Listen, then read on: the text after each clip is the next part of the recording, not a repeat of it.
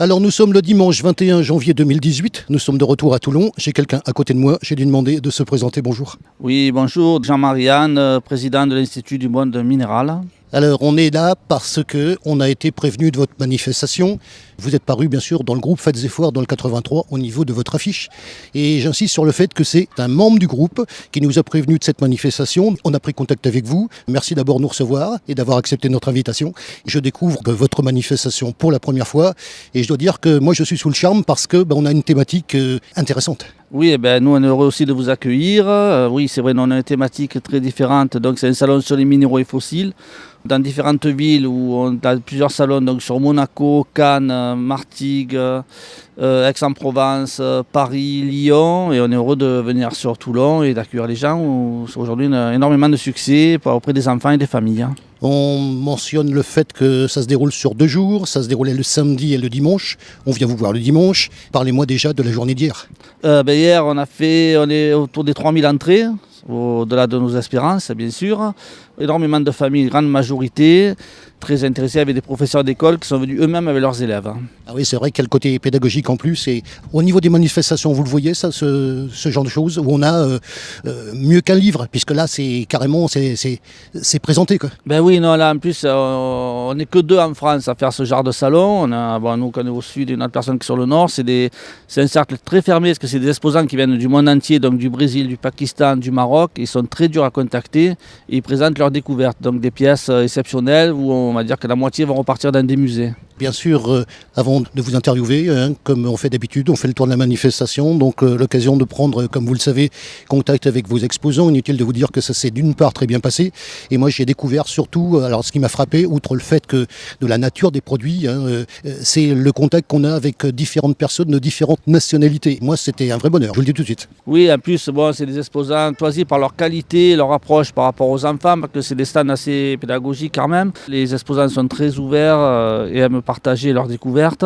Parce que ce qu'il faut savoir, c'est que 80% des stands, c'est des chercheurs. Et toutes ces pièces vont partir dans des musées et ils sont heureux de présenter leurs découvertes. Au niveau de fossiles minéraux, qu'est-ce qu'on trouve dans le détail? Alors on trouve dans les minéraux, les minéraux ça va de moins 500 millions d'années jusqu'à moins 10 millions d'années avec ossements de dinosaures, ammonites, fossiles de requins. Et dans les minéraux, il y a un peu tous les pays, du Brésil, du Uruguay, donc ça va des gemmes, ça va du saphir, au géode d'améthyste, puis il y en a pour toutes les bourses aussi. Il faut savoir qu'on va faire des achats à partir de 30 centimes sur le salon. On va rappeler les villes, parce que moi c'est ce qui m'a frappé. Vous êtes ici sur Toulon. Combien d'abord de manifestations dans l'année? On en fait 8 dans l'année. Toulon, on l'avait fait déjà, on l'avait fait pendant 3 ans. La salle a fermé, ce qu'on le faisait au foyer du Marin à l'Arsenal. On a donc interrompu pendant 2 ans, puis là on a retrouvé une salle, on est heureux de revenir. Sinon, on fait La Ciotat, on a fait La Ciotat à Cassis, Montpellier, Monaco, Cannes, Paris, Lyon et Arles. Et j'en oublie certainement un peu, parce que y a des villes où on ne retourne pas. Du succès pratiquement dans toutes les villes. Énormément de familles, et on travaille surtout avec les directeurs d'école, on s'adapte au programme scolaire. Bien sûr, c'est une association. Le but de l'association, on va le rappeler aussi. Le but de l'association, c'est de faire découvrir aux enfants les merveilles des sciences de la Terre. Même dans un musée, ils ne voient pas les pierres, et pour les sortir un peu, pour leur proposer des sorties en famille aussi, ce qu'ils apprécient beaucoup, ce qui manque actuellement. Il y avait du monde hier, c'est pareil aujourd'hui. Il y a déjà du monde dès ce matin. Ah oui, là je pense que pour le week-end, on va être autour des 6000 entrées, 6000 visiteurs, et ça nous fait plaisir quand même. Après on va essayer de le faire peut-être l'année prochaine sur 3 jours pour essayer d'accueillir tout le monde dans de bonnes conditions. Alors au niveau des exposants, le nombre, c'est aussi intéressant pour donner l'échelle?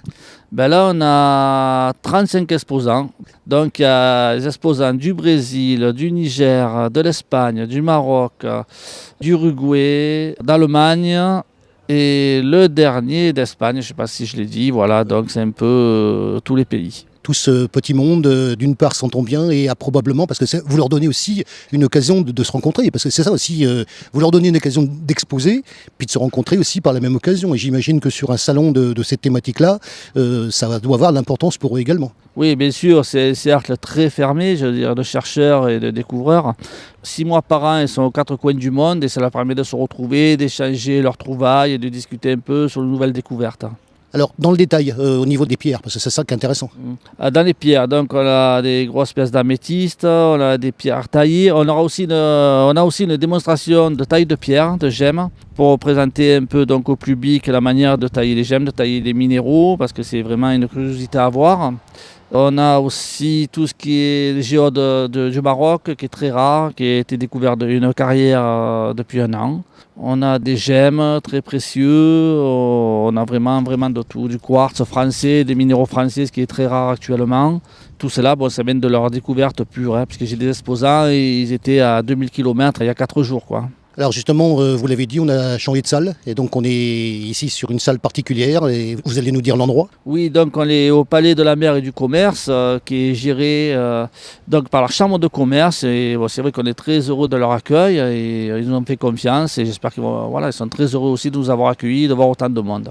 Comme je le sais, c'est la synergie donc de la salle et puis vous dans cette salle. Le résultat final, parce que c'est de ça qu'il faut parler, c'est une manifestation, vous savez que j'en fais plusieurs, c'est pour ça que je peux me permettre de dire ça, une manifestation de belle tenue. Quand on rentre, ça frappe aux yeux. C'est un salon qui est vraiment à part des autres, on n'est vraiment pas beaucoup, comme je l'ai dit tout à l'heure.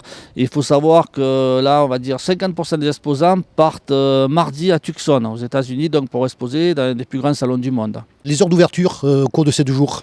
Alors les heures d'ouverture, c'est de 10h à 18h. Donc le salon se termine ce soir à 18h et on va vous donner rendez-vous donc l'année prochaine, le même week-end, pour vous accueillir.